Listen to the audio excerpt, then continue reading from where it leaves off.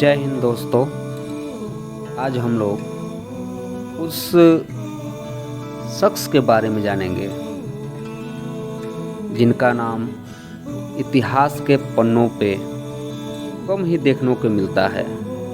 वह भारत के लाल और उस बिहार के भूमि से पैदा हुए उस शूरवीर के बारे में जानेंगे जिनके बारे में इतिहासकारों ने कम ही लिखा है, और उनका नाम है तिलका मांझी।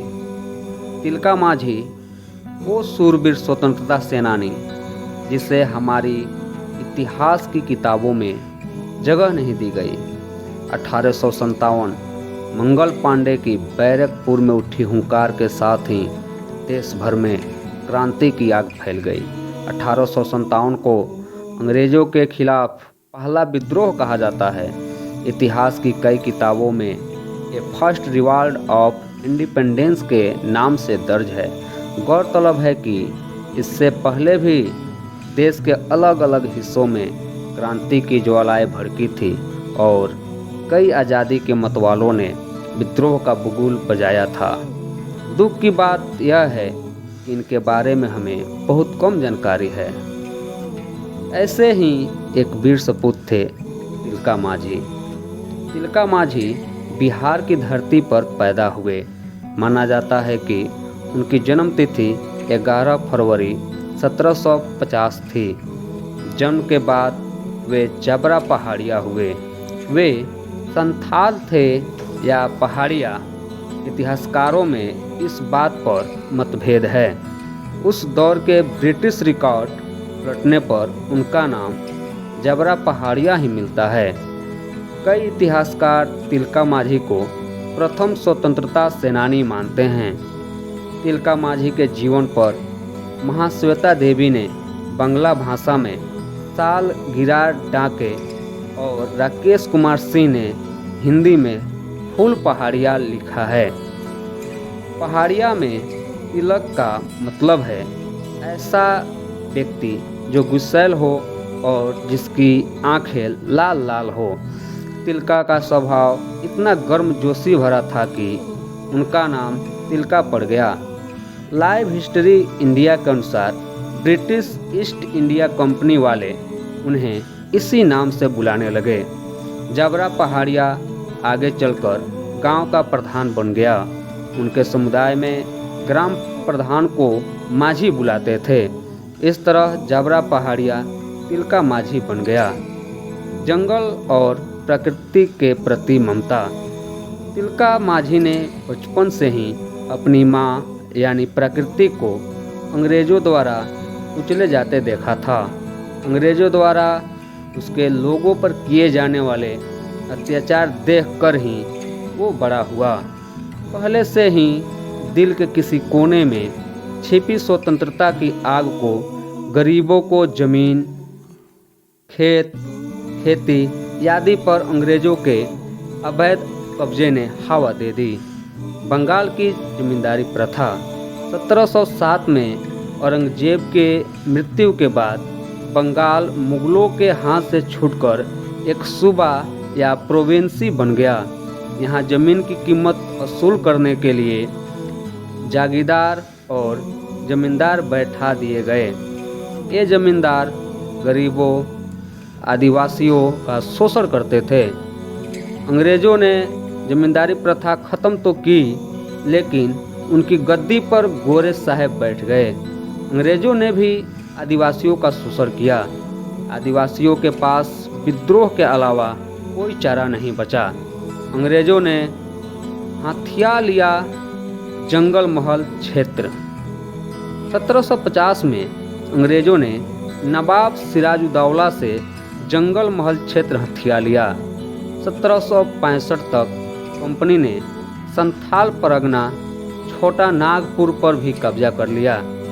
अंग्रेज बिहार और बंगाल के आदिवासियों से भारी कर वसूलने लगे और आदिवासियों के पास महाजनों से सहायता मांगने पर मजबूर हो गए। अंग्रेज और महाजन आपस में मिले होते और महाजन धोखे से उधार चुकाने में असमर्थ आदिवासियों की जमीन हड़प लेते।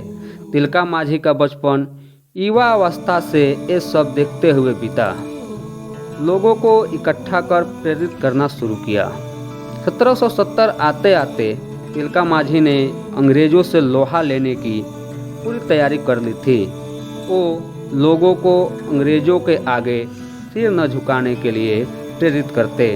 उनके भाषण में जात पात की बेड़ियों से निकलकर अंग्रेज़ों से अपना हक छीनने जैसी बातें होती। बंगाल में पड़ा भीषण सूखा। 1770 में ही बंगाल में भीषण सूखा पड़ा।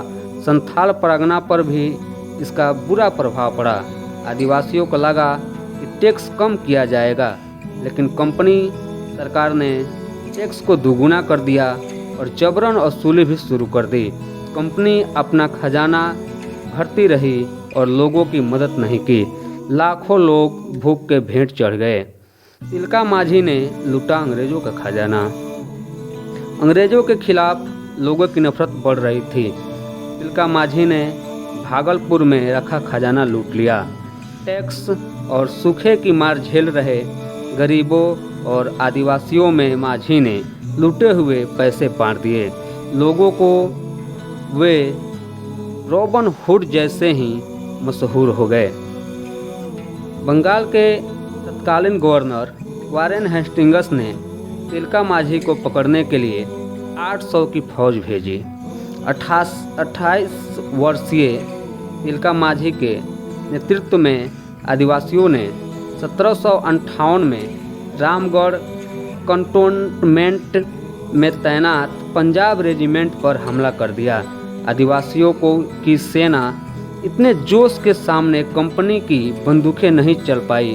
अंग्रेज़ों को कैंटोनमेंट छोड़कर भागना पड़ा। धूर्त अंग्रेज क्लीवलैंड को किया गया तैनात। अंग्रेज़ों को अपनी बेइज्जती का बदला लेना था। तिलका माझी और अन्य आदिवासियों से निपटने के लिए कंपनी सरकार ने अगस्त क्लीवलैंड को मुंगेर, भागलपुर और राजमहल जिलों का कलेक्टर ऑफ रेवेन्यू बनाकर भेजा।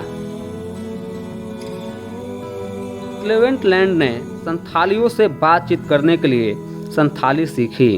कहते हैं कि 40 आदिवासी समुदायों ने क्लीवलैंड को सत्ता स्वीकार की।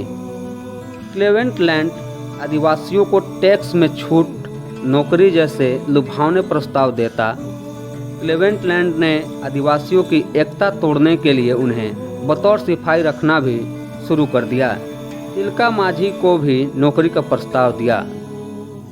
तिलका अंग्रेज़ों की असली चाल समझ गए और उन्होंने कोई भी प्रस्ताव स्वीकार नहीं किया। कुछ आदिवासी अब भी तिलका का समर्थन कर रहे थे और आदिवासी एकता बनाए रखने के लिए दिन रात एक कर रहे थे। तिलका ने अन्य आदिवासी समुदायों को एकजुट करने की कोशिश की। उन्होंने साल के पत्ते पर संदेश लिखकर अन्य समुदायों को प्रमुख को भेजा। मिट्टी की पुकार को अनसुना करना मुश्किल है। अपनी माटी की रक्षा के लिए कई लोग आगे आए और तिलका माझी को बहुत से प्रमुखों का समर्थन मिला। तिलका माझी ने एक बहुत बड़ा कदम उठाने की प्लानिंग की। 1784 में आदिवासियों ने अंग्रेज़ों के भागलपुर मुख्यालय पर हमला कर दिया। घमासान लड़ाई हुई। जहरीली तीर से क्लीवलैंड को मारा। तिलका माझी ने अपने धनुष से एक जहरीली तीर छोड़ी। वो क्लीवलैंड को लगी। वो जख्मी हो गया और कुछ दिनों बाद मर गया। एक आदिवासी के हाथों क्लीवलैंड की मौत अंग्रेज़ों के गाल पर जोरदार तमाचा जैसा था।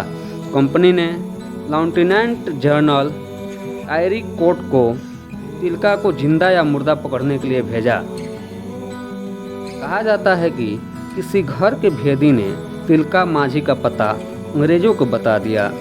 अंग्रेज़ों ने बीच रात में तिलका और अन्य आदिवासियों पर हमला किया। तिलका जैसे तैसे बच गए, लेकिन उनके कई कॉमरेड शहीद हो गए। अंग्रेज़ों से बचकर तिलका माझी अपने गृह जिले सुल्तानगंज के जंगलों में जा छिपे। यहाँ से उन्होंने अंग्रेज़ों के खिलाफ गुरिल्ला युद्ध छेड़ दिया। अंग्रेज़ तिलका तक पहुँचने वाले हर सप्लाई रूट को बंद करने में कामयाब हो गए।